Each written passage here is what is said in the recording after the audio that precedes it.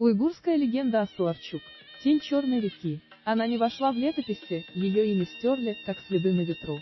Но в шепотах караванов, у костров путников, в дрожи песцов, переводивших ее тайные послания, ее имя жило: Суарчук, Черная река. Река, что течет беззвучно, но смывает врагов.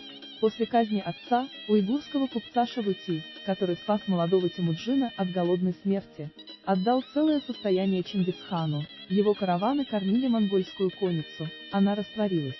Ни могилы, ни плача, только пустота, а за ней — череда смертей. Месть без лица. Первый предатель ее отца, наместник, умер с улыбкой. Его нашли в шатре, с кинжалом в груди и надписью «За отца» на губах. Говорили, что девушка в черном вошла как тень, и монголы, верящие в духов, освещали шатры солью.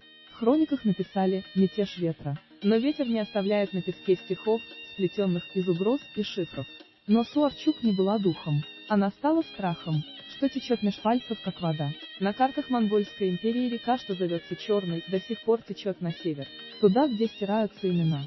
Список жертв, предателей ее отца. Наместник Карахулагу, умер в шатре с улыбкой, яд, вызывающий паралич и галлюцинации. Судья Эке, задушен шелковым шарфом с вышитой уйгурской пословицей: «Закон, что паутина, сильный прорвется, слабый запутается». Военачальник Тарма-Ширин, найден с картой ханской ставки в руках, его предательство раскрыто. Ее след теряется после 1240 года, но каждую ночь в Каракаруме слышит шепот: «Река течет». Девушка в черных одеждах появляется ночью, не говорит, только смотрит. Суарчук Черная река — не имя, а прозвище, данное монголами. Ее настоящее имя стерто из летописей.